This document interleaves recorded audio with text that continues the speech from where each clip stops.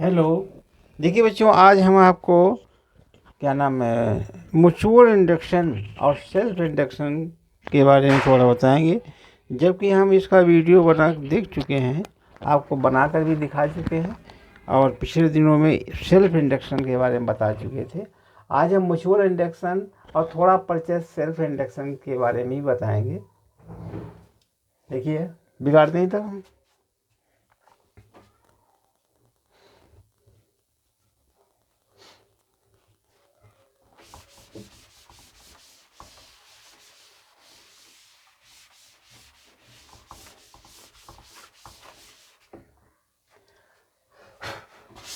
Self induction क्या होता है? सेल्फ इंडक्टेंस,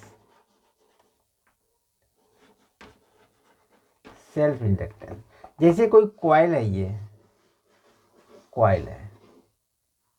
जब इसमें करंट आई फ्लो करते हैं, इस कॉइल में जब करंट आई फ्लो करते हैं तो इसमें एक ईएमएफ इलेक्ट्रोमैग्नेटिक इंडक्शन से एक करंट और फ्लो होती है इसके अंदर। ये प्लस इधर हो जाता है और माइनस इधर, इसके अंदर कॉइल के अंदर होता क्या, जब हम किसी कॉइल में करंट को फ्लो करते हैं, इंक्रीज करते हैं करंट को, उसमें क्या होगा, इसमें एक मैग्नेटिक फील्ड बनेगा। तो मैग्नेटिक फील्ड को क्या कहते हैं? आई जब हम इंक्रीज करेंगे तो मैग्नेटिक फील्ड बी बनता है, इसको कहते हैं मैग्नेटिक फील्ड। ये आई है। जब आई माने करंट, जब करंट को इंक्रीज करते हैं तो इस इंक्रीज करने में करंट क्या करती है, एक मैग्नेटिक फील्ड बनाती है, मैग्नेटिक फील्ड लाइंस बनाती है। इस तरीके से ये मैग्नेटिक फील्ड बनाती है। और जब ये मैग्नेटिक फील्ड इस कॉइल के अंदर से गुजरती है तो ये क्या बनाती है? एक फ्लक्स बनाती है। क्या बनाती है? फ्लक्स बनाती है। फ्लक्स क्या होता है? बी बराबर होता है, फाई बराबर होता है बी ए, यानी इसकी एरिया होती है। इस एरिया में एक फ्लक्स बनाता है और जब फ्लक्स बनाएगा तो इसमें एक अपोजिट लेंज के नियम के अनुसार एक ईएमएफ बनेगा। क्या बनेगा? ईएमएफ, यानी ई बराबर माइनस डी फाई अपान डी टी। जब ये इलेक्ट्रोमैग्नेटिक इंडक्शन बनेगा तो क्या होगा, इसमें करंट भी फ्लो होगी, बाद में करंट भी होगी। वो करंट क्या होगी? अपोजिट होगी। तो क्या होगा इसमें, सबसे पहले जब इंक्रीज धारा बहेंगे, जब धारा को बढ़ाते हैं तो इसमें एक अपोजिट डायरेक्शन में एक करंट फ्लो होती है जो उसके विरोध, इसको रोकने का प्रयास करती है। अच्छा, इंडक्टेंस क्या होता है? यानी फाई जो है प्रोपोर्शनल टू आई होता है, यानी फाई जितना जितना आई बढ़ेगा, करंट जितनी बढ़ेगी उतना उसका मैग्नेटिक फ्लक्स बढ़ेगा। माने इसमें जो फ्लक्स बनेगा, जब आई इंक्रीज करेंगे तो इसका फ्लक्स भी इंक्रीज होगा। क्या करेंगे? आई को इंक्रीज करेंगे तो ये फाई भी इंक्रीज होगा। जब फाई इंक्रीज या डिक्रीज होगा तो इसमें एक ई बनेगा, ईएमएफ बनेगा। तो यह इसका मतलब फाई जो है वो करंट के प्रोपोर्शनल टू है। तो फाई, टोटल फाई कितने बराबर हो जाएगी? बराबर हो गए एल आई। तो यल एक कांस्टेंट है, एल सेल्फ इंडक्टेंस है, ये कांस्टेंट है। ये क्या होता है? सेल्फ मतलब एक ही कोयल के अंदर जो कांस्टेंट बनता है उसको कहते हैं सेल्फ इंडक्टेंस। ठीक है। अब देखिए, इसके बाद में हम और भी क्या से म्यूचुअल इंडक्टेंस क्या होता है। म्यूचुअल इंडक्टेंस में दो कॉइल होती हैं। एक तो होती है, ये मान लीजिए एक कॉइल ही है, इसको हमने एक बैटरी से कनेक्ट कर दिया, यहाँ से बैटरी से कनेक्ट कर दिया, ये इसको कहते हैं प्राइमरी कोयल। ये प्राइमरी कोयल मान लीजिए बनी हुई है। और दूसरी एक कोयल हम यहाँ पर बना देंगे, इस तरीके से बना देंगे।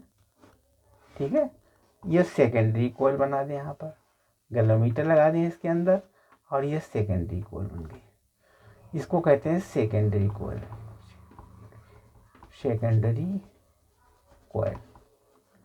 ये सेकेंडरी बन गई, ये प्राइमरी। जब इसमें हम बैटरी लगा देते हैं ई, तो क्या हो, इसमें धारा बहती है।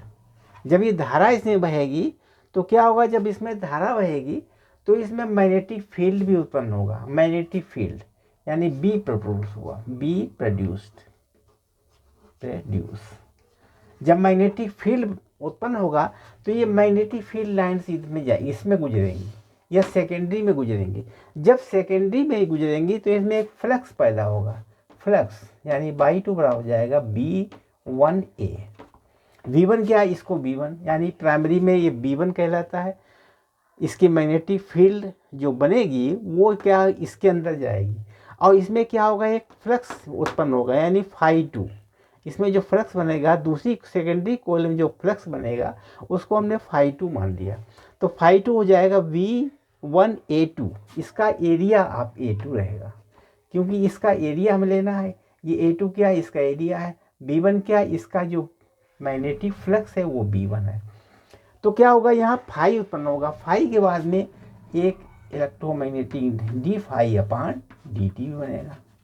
ठीक है, अब ये फाई जो होगा वो प्रोपोर्शनल किसके होगा, phi2 प्रोपोर्शनल टू I1 के होगा। यानी I1 जितना होगा, ये I1 मान लीजिए करंट फ्लो हो रही है, I1 मान लीजिए इसमें प्राइमरी में जो करंट फ्लो हो रही है, ये प्रोपोर्शनल यानी phi2 जो होगा वो I1 के प्रोपोर्शनल होगा। क्यों होगा, क्योंकि I1 से B1 बनी, B1 से phi2 बना, phi2 किस में आएगा, इसके अंदर, इस कोयल के अंदर मैग्नेटिक फ्लक्स बना। मैग्नेटिक फ्लक्स जो होता है B1A2 हो गया। कहने मतलब ये phi2 हो जाए इसके प्रोपोर्शनल हो जाएगी। तो इसका मतलब हो गया phi2, टोटल phi2 बराबर होगा इस म्यूचुअल इंडक्शन I1। ये कहते हैं कि म्यूचुअल इंडक्शन हो गया। phi2 बराबर ml, m जो है म्यूचुअल, ये क्या है, m कांस्टेंट है, कांस्टेंट है। इसी को m को क्या कहते हैं, म्यूचुअल इंडक्टेंस, म्यूचुअल इंडक्टेंस। ठीक है, म्यूचुअल इंडक्टेंस कहता है। अब E निकाल सकते थे, इसको E जानते हो निकालना। E बराबर होता है माइनस डी फाई अपान डी टी होता है। phi2 निकाल लेंगे MI1, तो E निकाल सकते हैं इसको। ठीक है, माइनस m बाहर ले लीजिए और DI1 अपान dt हो गया। ठीक है, DI1 यानी E बराबर हो गया MDI upon dt।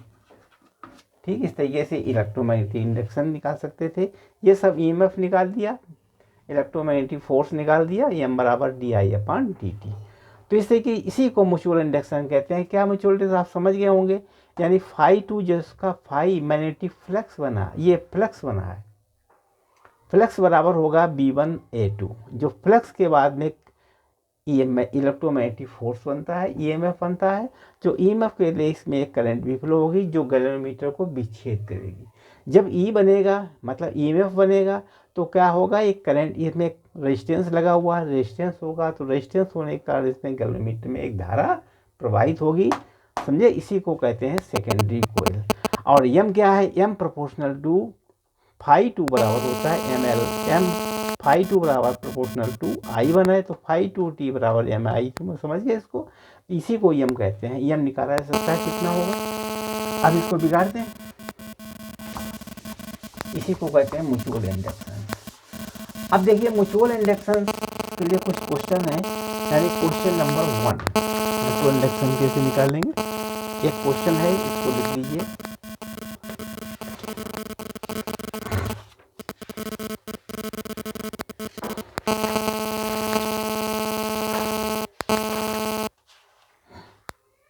Find coefficient of mutual inductance.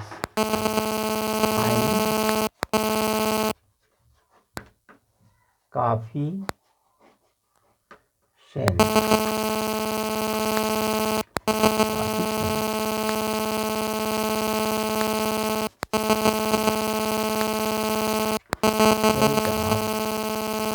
Mutual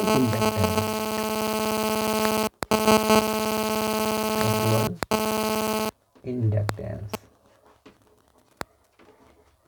mutual inductance for a pair of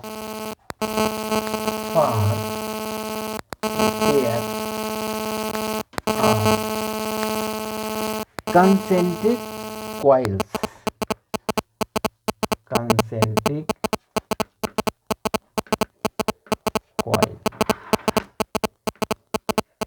concentric coil as shown as shown. इसे दिखाया गया, इसका रेडियस क्या होगा, R1 is greater than R2।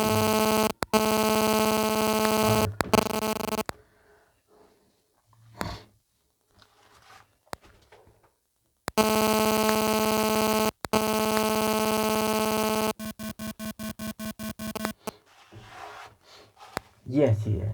देखिए कंसेंट्रिक सेल का लीजिए, मान लीजिए R1, ये एक सर्किल है इस तरीके, इसका सेंटर ये है, इसका R, इसको कहेंगे R1, ठीक है। और इसके अंदर एक और कॉइल है, इसका रेडियस क्या है, R2। जो R1 है और R2 दो कॉइल है।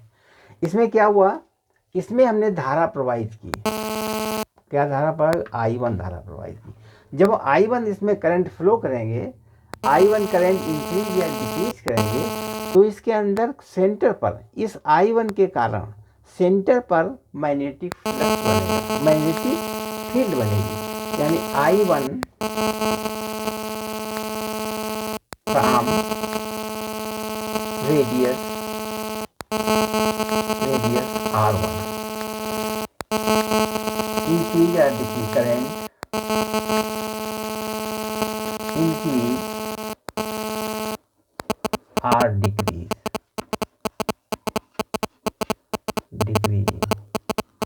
जब हम इंक्रीज और या डिक्रीज करेंगे तो क्या होगा, सेंटर पर मैग्नेटिक फील्ड बनेगी, प्रोड्यूस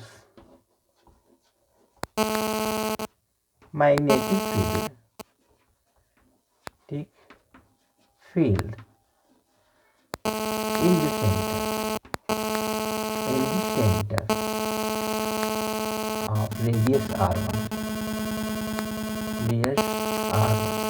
इसके अंदर R1 रेडियस पे एक मैग्नेटिक फील्ड सेंटर पर बनेगी, यानी O पॉइंट पर। तो B कितना हो जाएगा, यानी V1 इसको कहेंगे, V1 बराबर होगा म्यू नॉट अपान 2 I1 अपान R1।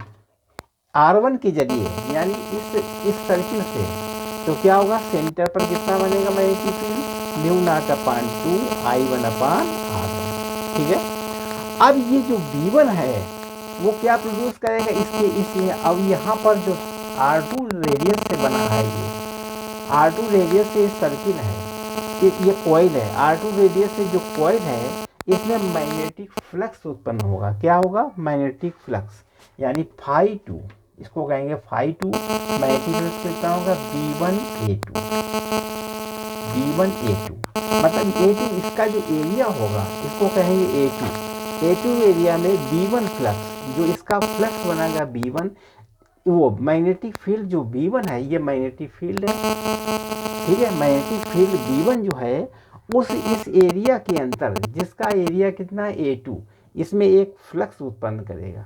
तो फ्लक्स कितना होगा, फ्लक्स बराबर होगा V1A2, यानी φ2 बराबर होगा V1A2। अब V1 और A2 के मान रख देंगे इसमें,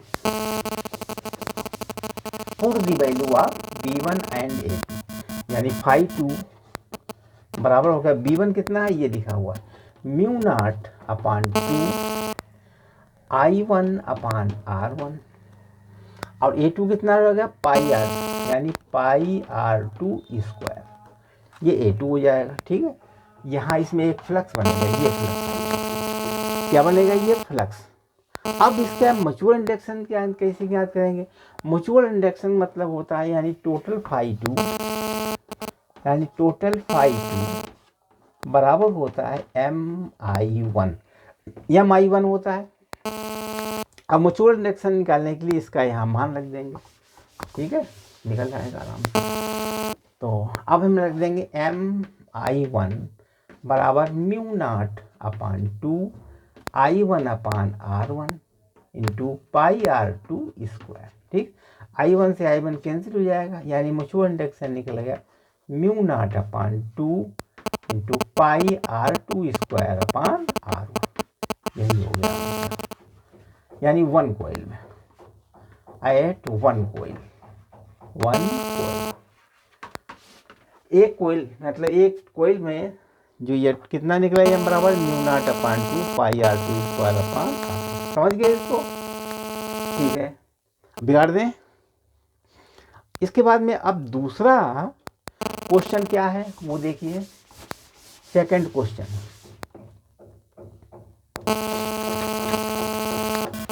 सेकंड क्वेश्चन है, बड़ा इंपॉर्टेंट है सेकंड क्वेश्चन। क्या क्वेश्चन है second number? Question number 2, find coefficient of mutual induction. Find coefficient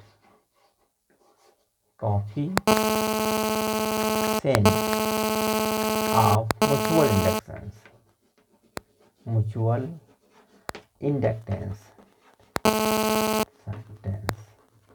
mutual inductance, mutual inductance for a pair of two long, for a pair of two long solenoids, two long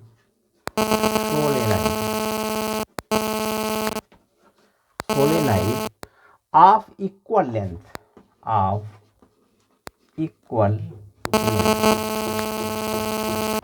जो equal length है,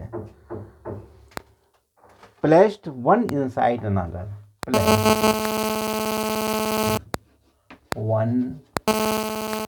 placed one inside another,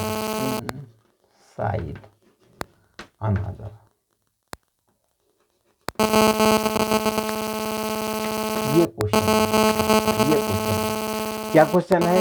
find coefficient of mutual inductance. Mutual inductance निकालना है for a pair of two long solenoid, दो लंबे सोनाइड हैं, of equal length, जिसकी दोनों की लेंथ इक्वल है, प्लेस्ड वन इनसाइड अनदर, मतलब एक के अंदर दूसरा रखा हुआ है। तो हमें म्यूचुअल इंडक्टेंस कैसे निकालेंगे? मान लीजिए ये एक कॉइल है, पहले बड़ी कॉइल है, ये कॉइल है, ठीक है, ये एक कॉइल है। यहाँ पर हम I1 करंट फ्लो करेंगे तो क्या होगा? अब इसके अंदर दूसरी एक कॉइल और रखी है, छोटी सी, यहाँ रखी है इसी में, ये दूसरी कॉइल है इसके अंदर, ठीक है, इसके अंदर दूसरी कॉइल है।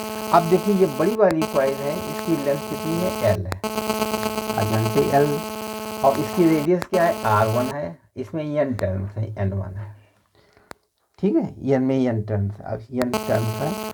और ये कॉइल छोटी वाली जो कॉइल है ये, इसकी भी लेंथ L है, और इसमें रेडियस इसका R2 है, और ये में N, इसका नाम N।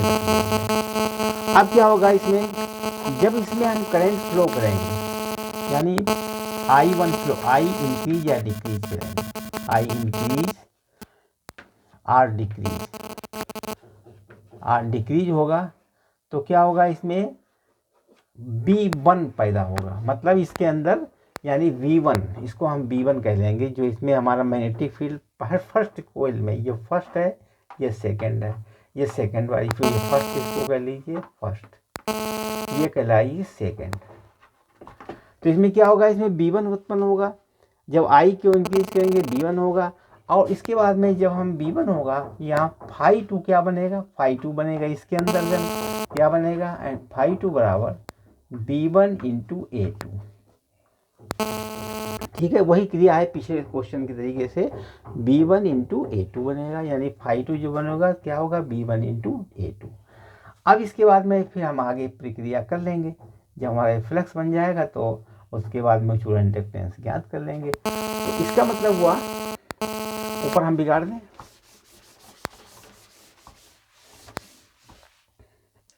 ये जो रिंग जिसमें I1 है, N1 है, L है, इसमें फ्लक्स कितना बनेगा? B1 बराबर हो जाएगा, इसके अंदर फ्लक्स कितना बनेगा? B1 होता है म्यू नॉट N1I1, ये बनेगा इसके अंदर फ्लक्स। B1 बराबर होगा म्यू नॉट N1I1, इसके अंदर फ्लक्स। अब ये फ्लक्स कितना बनेगा? यानी फ्लक्स निकाल सकते हैं इसको, φ2t बराबर क्या निकालेंगे? यानी B1 और A2, इसके जरिए से निकालेंगे फ्लक्स। तो कितना हो जाएगा फ्लक्स? B1 कितना है? म्यू नॉट N1I1, और A2 कितना होगा? πr2 स्क्वायर, ठीक है। ये तो फ्लक्स आ गया। अब फ्लक्स से ही मैं ज्ञान करना, टोटल फ्लक्स कितना हो जाएगा, देखिए टोटल फ्लक्स हो जाएगा यानी फाई टू, टोटल कितना हो जाएगा एन एल, मान लीजिए एन टू एल, दूसरे में एन टू है, एन टू एल रिंग्स हैं, तो टोटल रिंग्स कितनी हो जाएगी, तो यहाँ हो जाएगा mu naught N one I one into pi R two square. ठीक है, तो ये कितना हो जाएगा, यानी फाई टू टी बराबर हो गया mu naught N one N two I one pi R two square L. ठीक है, और चूंकि इसके होता है एम आई वन के बराबर होता है, तो mu naught N one N two I one pi R two square into L.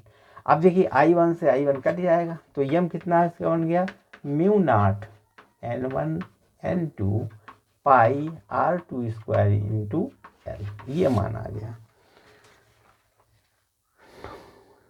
ठीक, ये म्यूचुअल इंडक्टेंस, हमने म्यूचुअल इंडक्टेंस ज्ञात कर लिया for mutual induction, mutual inductance. M बराबर कितना लिख दिया हमने, mu naught N one N two pi R two square into L. या देखिए हमने आपको अच्छे तरीके से समझा दिया है म्यूचुअल इंडक्शन क्या होता है, सेल्फ इंडक्शन क्या हुआ, दोनों बातें बता दी हैं। अब हमारे चैनल को आप सब्सक्राइब जरूर कीजिए, प्लीज़ सब्सक्राइब, प्लीज़ सब्सक्राइब। अच्छा लगा तो लाइक कीजिए, शेयर कीजिए और बेल आइकन को भी दबाइए, जिससे अगला नोटिफिकेशन आपको शीघ्र मिल जाए। धन्यवाद।